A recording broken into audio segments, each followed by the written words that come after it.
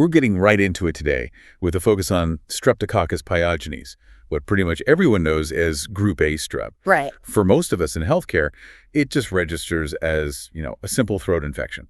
Treatable, straightforward. But that simplicity, that's really the pathogen's greatest trick. This bacterium has a surprisingly sophisticated arsenal. It can pivot from being a harmless resident to a systemic destroyer. If this thing is so capable of severe disease, how does it so often just exist in patients without causing any trouble at all? What makes it a peaceful colonizer? It's a fascinating duality. Streptococcus pyogenes very often acts as a silent tenant, just living in multiple parts of the body without any issue. And which sites are we talking about? Beyond the throat, I mean. Oh, definitely beyond the pharynx. We frequently find it colonizing the skin, the rectum, and also the vaginal tract. And it causes no harm there. It causes no harm as long as the host's immune system is fully functional and, the skin and mucosal barriers are intact. So if it's just a silent tenant, what's the tipping point? When does it decide to switch from commensal to pathogen? The switch usually happens when there's a compromise. Either local immunity drops or, more fundamentally, a physical defense is breached. A small cut, a scrape, something like that. Can you give us some specific examples of hosts who are at higher risk? We see it most in the very young and the very old, and critically in individuals with conditions that compromise their immune system. Think uncontrolled diabetes or advanced HIV infection. So the state of the host really dictates the behavior of the bacterium.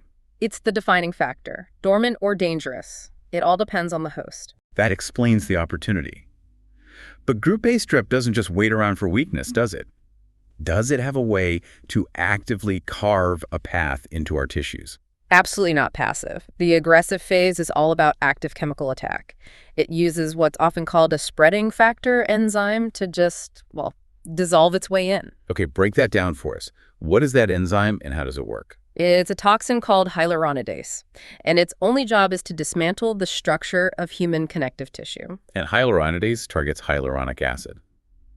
For our listeners, how quickly does breaking that down lead to a risk of the infection spreading? It's very fast. Hyaluronic acid is it's the functional cement holding our cells together. The glue. Exactly, the glue. By dissolving it, the bacterium clears a path for itself, a highway, really. It lets it get deep into the fascia and muscle layers very, very quickly. So this is literally the mechanism that opens the door for the most life-threatening infections we see, right? Mm-hmm. Precisely. This is critical for the bacterium to access deep tissue. It's the first step toward the really serious diseases, cellulitis, myositis, and of course, necrotizing fasciitis.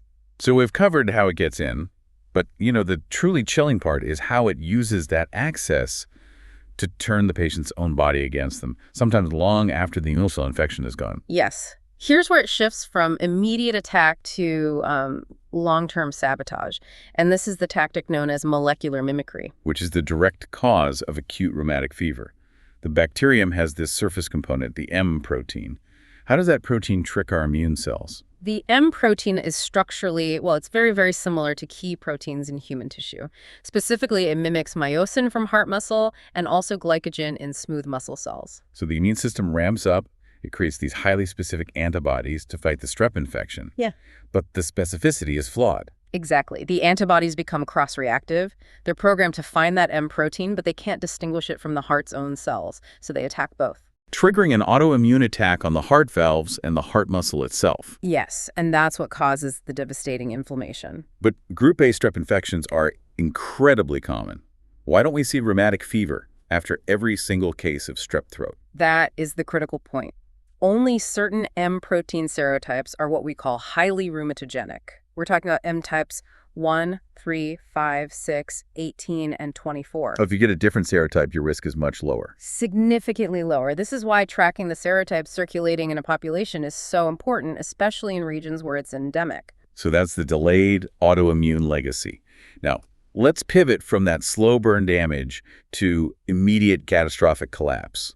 What's the mechanism that some strains use to overwhelm the body instantly? What's fascinating here is just the sheer speed of it. Certain strains produce these incredibly potent toxins called streptococcal pyrogenic exotoxins, or SPUP for short. And which specific toxins are we talking about, and how do they work as superantigens? The main ones are SPE and SPEC, And they work by completely bypassing the body's normal, careful immune activation process. They skip the line, isn't Yes, it? they hotwire the system. Instead of being processed, they just directly bridge the immune cell to the T cell receptor, forcing an activation. Forcing it. And just how massive is that activation compared to a normal immune response? It's staggering. This process can activate up to, and this is an incredible number, up to 30% of the body's entire population of T cells at once. 30%.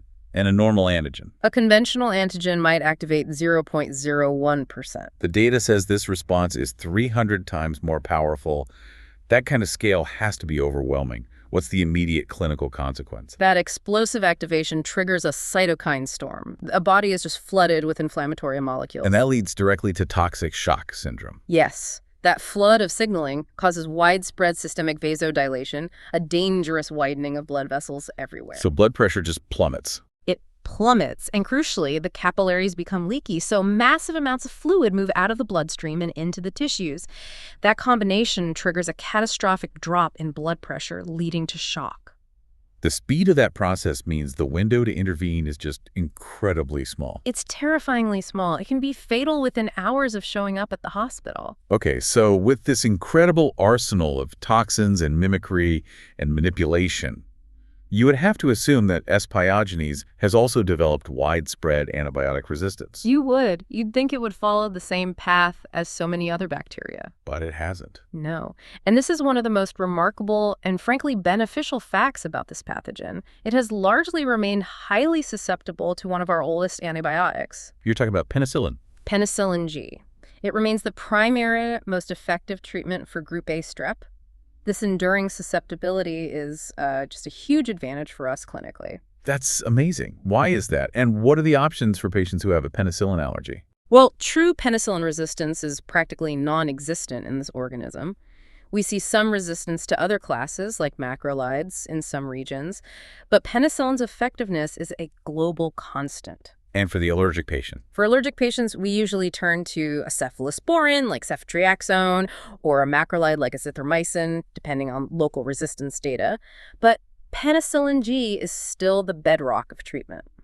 So what does this all mean for us? This really shows that S. pyogenes just defies simple classification.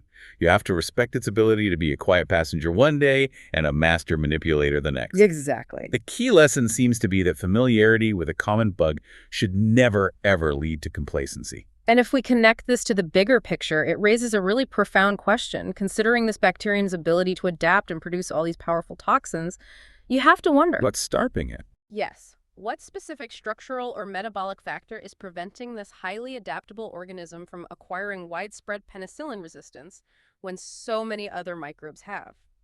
That remains one of the greatest and most beneficial puzzles in microbiology today.